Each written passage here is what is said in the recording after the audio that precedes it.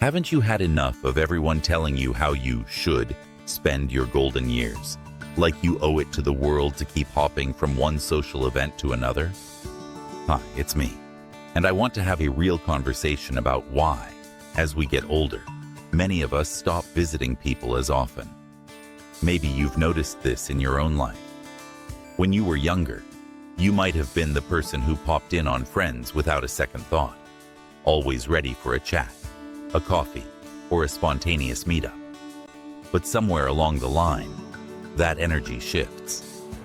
Instead of running out the door at every invitation, you start pausing. You find yourself thinking, do I really want to go? More often than, why wouldn't I go? I remember the first time I realized I was pulling back. I had a friend's birthday party on the calendar, and I just felt tired. Not the kind of tired you fix with a nap, but a deeper, emotional tired.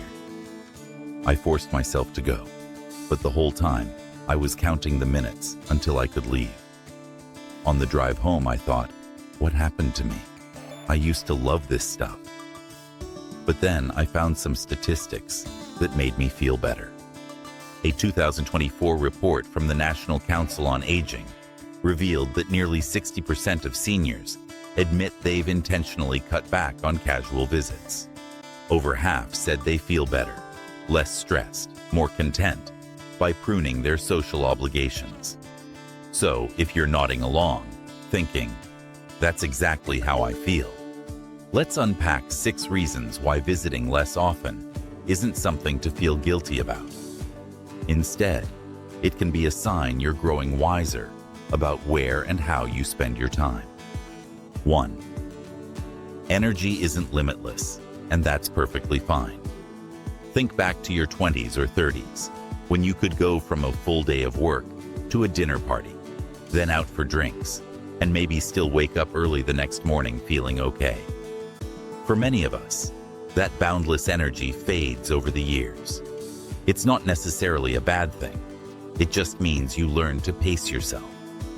A 2024 study by the American Geriatric Society found that older adults often mention energy management as a primary reason for cutting back on socializing. Physical energy is one aspect, but emotional energy is just as important. Small talk in crowded rooms, navigating traffic, standing for hours. These factors accumulate in ways they didn't when we were younger. My friend Elaine realized she no longer had the stamina to attend back-to-back gatherings. She said yes to everything in her 50s, only to collapse in exhaustion. Once she started choosing events more carefully, she found she was able to savor those she did attend, and she enjoyed the quieter moments at home far more too. 2. Peace of mind matters more than ever. We've all dealt with social situations that left us drained, frustrated, or outright upset. In our younger years, we might have powered through to avoid hurting feelings or to keep the peace. But at some point, you realize your own peace is just as important. A 2024 survey by the Senior Wellbeing Institute found that 74% of older adults deliberately steer clear of environments that trigger stress or conflict.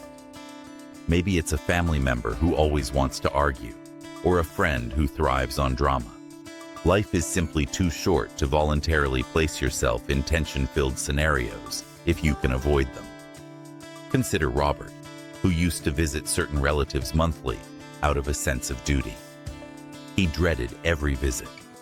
Arguments erupted over trivial things, leaving him emotionally exhausted. One day, he asked himself, why do I keep doing this? So he stopped. Instead, he switched to phone calls or occasional emails to stay in touch. His relatives complained at first, but Robert felt he had to prioritize his own well-being. Eventually, they adjusted, and he no longer loses sleep, dreading those gatherings. 3. There's no place like home. Really. Have you noticed how home feels more comforting with each passing year? You might have pictures of loved ones on the walls, a favorite chair that supports you just right, and 1,000 small touches that make you think, this is truly mine. For many, home becomes less of a base you leave from and more of a destination you choose to stay in. According to a 2024 report by the National Institute on Aging, over 65% of older adults say they feel more content when they focus on enjoying their own space. This might be as simple as sitting in a sunlit room with a cup of tea, watching birds outside your window, or listening to your favorite music without having to negotiate with anyone else. It could also mean discovering new hobbies, like knitting, painting, or gardening, right in your own backyard. My neighbor Carol once forced herself to keep up with a busy schedule of lunches and social clubs. Then she realized she was happiest tending her garden or inviting a friend over for iced tea on her patio. The shift was subtle, but it brought her immense peace. Now, instead of driving all over town, she creates a space for friends to come to her, and everyone benefits from the relaxed atmosphere. 4. Your social circle might shrink, yet deepen. In one of its longest-running studies, Harvard concluded that meaningful relationships have a bigger impact on happiness than wealth, fame, or even raw health metrics. But meaningful doesn't necessarily mean many.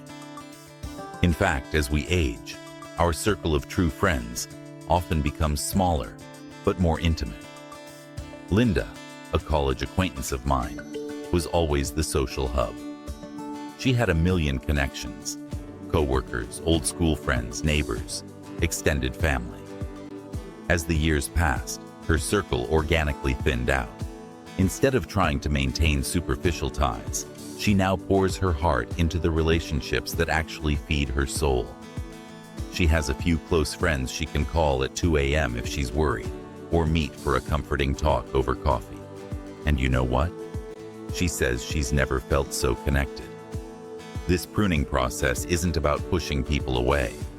It's more about gravitating toward those who truly uplift you and letting go of the obligation to keep in touch with everyone.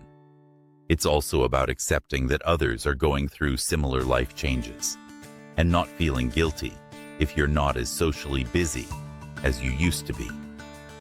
Sometimes, less is more. 5. Priorities evolve over time. What you cared about at 30 might not matter much at 60 or 70, and that's perfectly normal. Maybe you spent years juggling work events, family gatherings, or community obligations. Now, your focus could be on personal development, spiritual growth, or simply rest. For a lot of people, the idea of downtime transforms from a luxury into a necessity. A 2025 survey by the National Council on Aging revealed that many older adults prefer activities like volunteering, developing hobbies, or caring for grandchildren over instantly running from one social engagement to the next. Hobbies that once got pushed aside, like writing poetry, tinkering with a musical instrument, or even birdwatching, finally get their turn in the spotlight. Take Mariana, a retired teacher who used to plan elaborate events for her colleagues every month. When she left the workforce, she realized she didn't enjoy large gatherings anymore. She actually craved solitude and creative expression. She took up pottery, and now she spends weekends shaping clay in her garage-turned-studio. She still meets up with friends, but on her own terms, focusing on quality rather than quantity. 6. Real friendships don't require constant FaceTime. We often grow up thinking if you don't see someone regularly, the relationship will fade away. But as time goes on, you discover that true friendships can handle gaps, whether it's months without a call or years without a visit. It's less about frequency and more about the sincerity of the bond. A 2024 study by the American Psychological Association supports this notion. The most enduring friendships among older adults often thrive despite infrequent meetups. One woman I know has a friend who moved overseas. They send occasional letters, and once or twice a year, they chat on the phone. Yet when they do talk, it's like no time has passed. There's no guilt trip, no, "Why haven't you called?" Instead, there's genuine joy in reconnecting.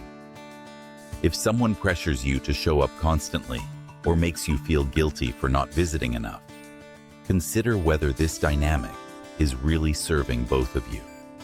True friendships should leave you feeling supported and understood, not anxious or obligated.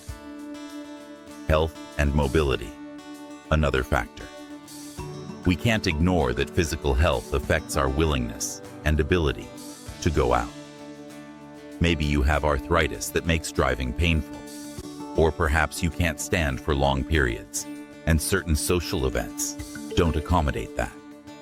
It's completely reasonable to say, "I'd love to see you, but can we meet in a place with good seating and easy parking?" If someone refuses to work with your needs, that's on them, not you. My former coworker, Jim, developed severe knee pain in his late 60s. He used to love visiting people on a whim, but he found it increasingly painful to climb stairs or walk long distances. Rather than stop socializing altogether, he got creative.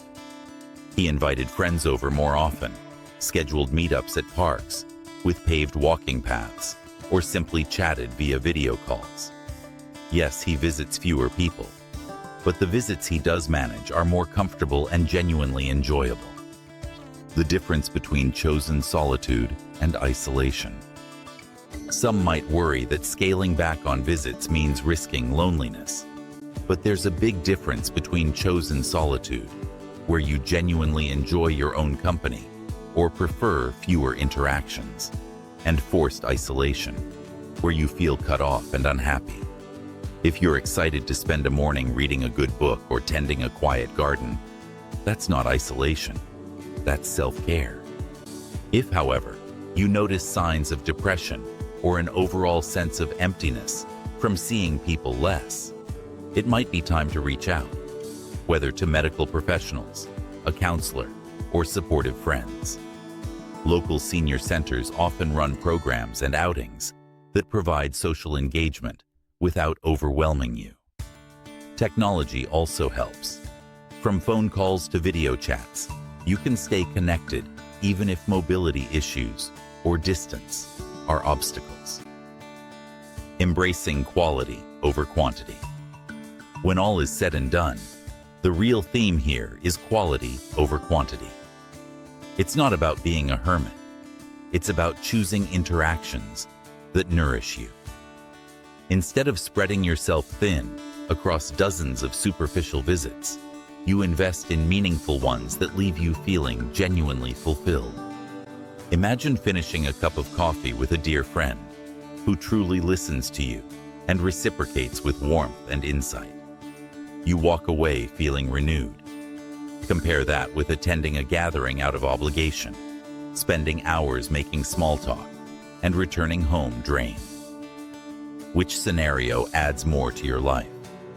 For most of us, it's the first. Breaking the myth of eternal busyness. Society often tells us we should remain busy or on the go to prove we're still vital. But busyness doesn't always equal fulfillment. Some of the happiest older adults I know have schedules that might look sparse on paper, yet their lives are rich in meaningful moments, be it a tranquil morning routine, a hobby they love, or a weekly phone call with an old friend. There's nothing wrong with rejecting the hustle mentality, especially if it no longer aligns with your well-being. Slowing down can be a profound act of self-respect, allowing you to savor the things that truly matter. In closing, it's your time. Own it. So, we've looked at 6 major reasons why many of us cut back on visits as we age.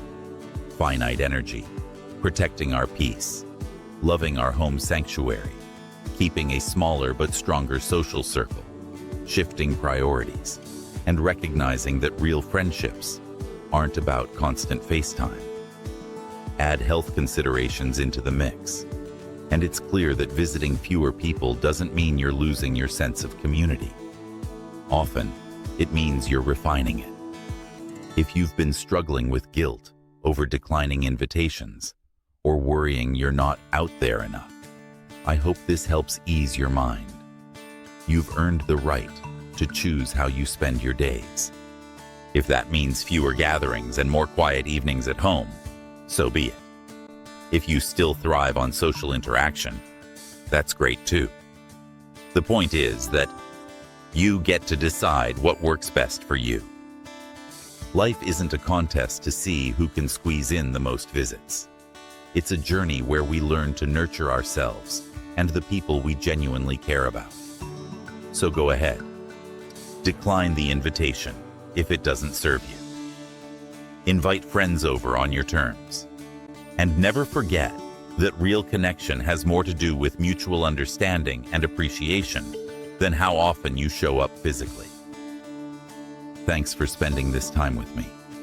Here's to embracing the peace, comfort, and genuine relationships that make this stage of life so meaningful.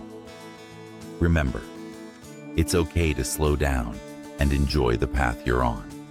After all, you've more than earned the right to live life at your own pace, with no apologies necessary.